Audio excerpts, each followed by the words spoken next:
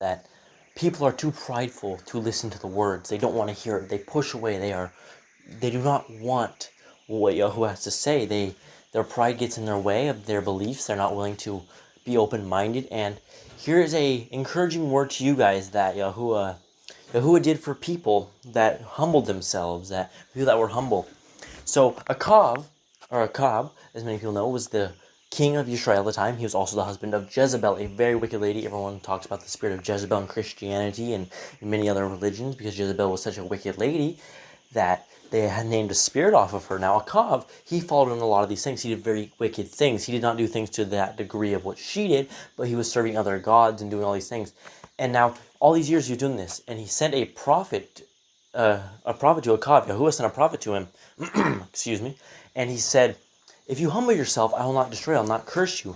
And so in verse 20, Kings 21:29, it says, see how Achab humbles himself before me? Because he humbles himself before me, I will not bring evil in his days, but in his son's days I will bring evil upon his house. So he is still getting cursed for the generational curses from all this evil which he has done.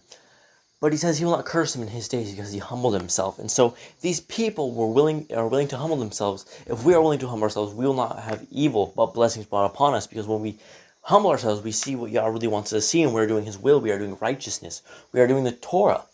And that is what is so important that we see, is that our eyes are not covered by a veil of pride. Because when we are prideful, we don't see the things we need to see, because we have our own beliefs, we have our own ways, we are set in them, and we do not want to change. But Yahuwah wants to change our hearts. He is there to help you, to be good to you.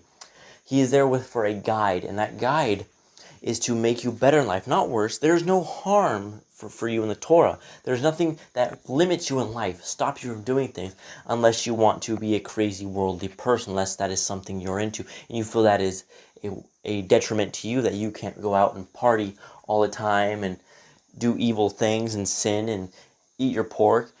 Yahuwah is here to save us and to help us. And that's why he gave us Torah, because he gave us instructions that would protect us from the evils coming our way. So we do not get hurt, so we do not get destroyed, so we do not get cursed and demolished from off the earth.